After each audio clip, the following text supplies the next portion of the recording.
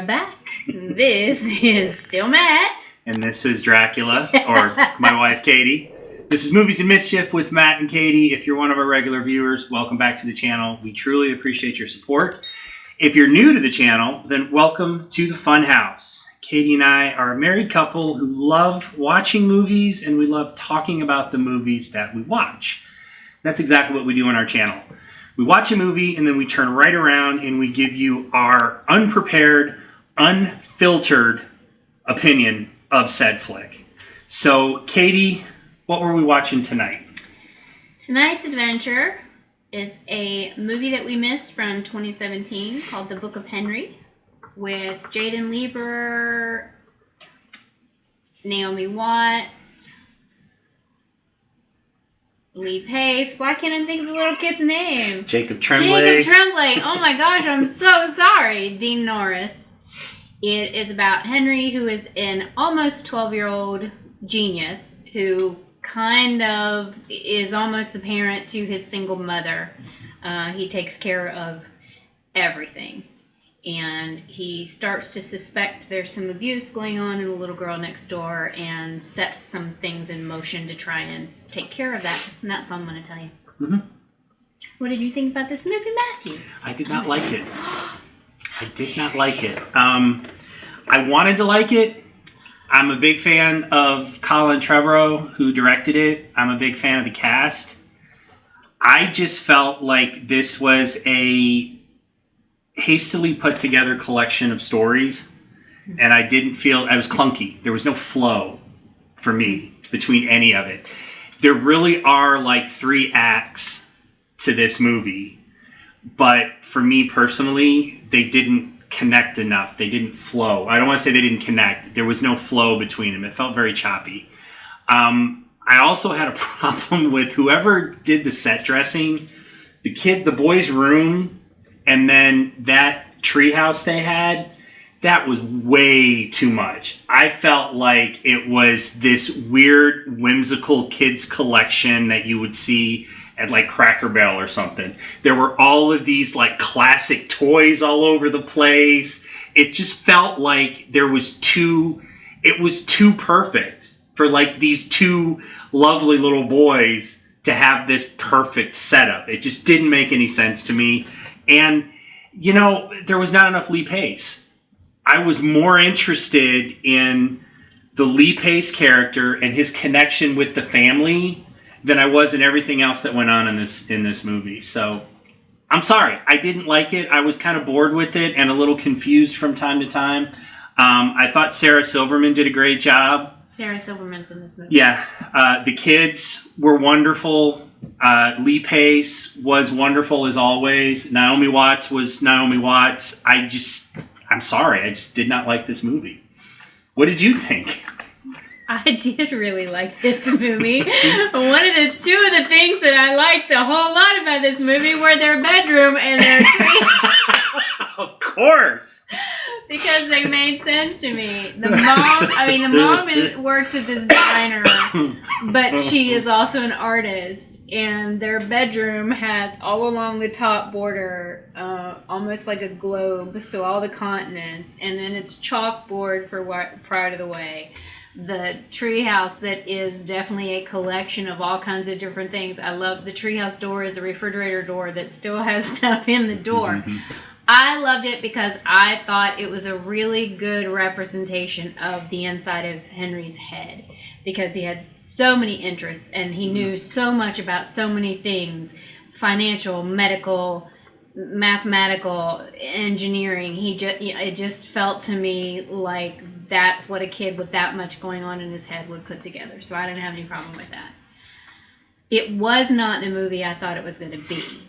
It takes a turn probably in the first third that I absolutely was not expecting at all. Mm-hmm. Now, that being said, I watched part of the trailer. Matt didn't know anything about this going in, and I had no idea what was happening.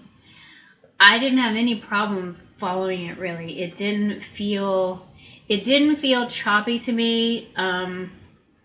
My only issue comes almost at the end.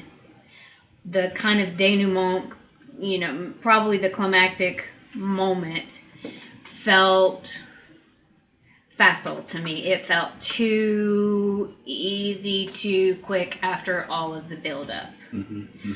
I liked, and I'm very surprised that you said that about Lee Pace, because typically you're the one that's like, nah, why'd they put that in there?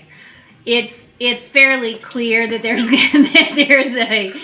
a building towards a relationship there that they never actually get to, and I kind of like that it didn't. What was happening in the story didn't get interrupted. She didn't get sidetracked by him, because he's 100 feet tall and he's beautiful and very easily distracting. But she wasn't. I actually liked it. You have nothing to worry about. You are always my number one dude, and number two, and number six. But I did. I thought it was a good story. It actually touched me. It actually made me cry a little bit, I didn't have any problem following the story. I just didn't feel any linear cohesiveness between them. Yeah, and I didn't have that. I do see what you see about the 3 acts. Yeah. But... And they felt separate to me. They didn't to me. They didn't. Maybe between the first and second, just because there is a thing that happens that would cause kind of a shift, kind of a before and after thing in the story. So the first act, careful, and honestly, the first act, I would have been fine if they expanded on that. That's what I was expecting. Yeah, the whole. I know I've used this word again, but I'm going to use it because I can't think of another word. The whimsical version of Rear Window, I could have done without. Yeah, there is some of that. That was boring to me. There is some of that. And then the plan was just way into left field for me. Yeah. That took me out of the story. Yeah. So if they had taken the first act of this movie and flushed that out and made that the focus of the film, I would have been on board. Yeah. Because they had me. Yeah. Yeah, the beginning was very strong, I think. Yeah. I think. It just, Yeah, and I get what you're saying about the plan. There's a thing that they're trying to figure out how to help this little girl. Because there are circumstances that mean they can't go to the normal channels to help her. Yeah. It was just really weird. I get that, and I think they tried really hard to establish from the beginning that the little boy was kind of in charge of the family, which is why the plan got followed the way it did. And I did feel like, okay, when is somebody going to realize this is... And here's the other thing, is they kind of, and you and I have talked about this in reviews before, they kind of went back on their own character development, or they went in a direction. So they start out with Henry, and they establish that he truly loves his mother. But then if you go by this plan he had, it would do nothing but put his mother and brother in danger. Maybe we don't know what it was. We don't know what the end. We know exactly what the end of it was supposed to be. We know what the plan was, but we don't know what the aftermath was supposed to be, because he would have. What else could it be? Because if you think about what he had her go through, right? What else was the ending to that plan? I meant to keep her out of danger, not necessarily emotional danger, but to keep her out of harm's way. I didn't believe it. I didn't believe that kid. There was a timing issue, and we watched how long it took the mother to get from one place to another, and then the time that she had left to get back, that was off. Based on what we had seen before. So, I get it. It's not, it's not a perfect thing. There were definite flaws. I just didn't feel like, for me, it wasn't enough to pull me out of it or make me feel eye-rolly about it. So what are your final thoughts on this one? My final thoughts are... What are your final thoughts? I have to think about it for a second. Just don't watch this movie. Oh. Skip it. My final thought is do not listen to Matt. There is nothing wrong with this movie. It's not any Oscar contender, but it is not a bad movie on any level. You said you were bored. I was not at all bored. I don't think they had me. And I think maybe the reason why You're just mad at them because they let you go. Yeah, I think that's part of the reason why I was so upset, because it started out strong with this. I loved the characters, I loved the story, and then they tease you with Lee Pace, and then he gets maybe 10 minutes total time out of an hour and a half film, and they started out strong, and it's like they didn't know where to take the story. I felt like it's like at some point during the writing process of this script, was this based on anything, or I don't know, but I don't think so. I just felt like at some point during the scripting of this, they were like, maybe let's do this instead of, I don't know. It didn't, there was, like I said, I didn't feel any linear, there was nothing cohesive about the 3 acts. So my final thoughts are, sometimes life is not cohesive. Sometimes you're more invested in it than others. Stick with it. There are rewards to be had along the way, even if they don't turn out the way So that's our thoughts on it was going to.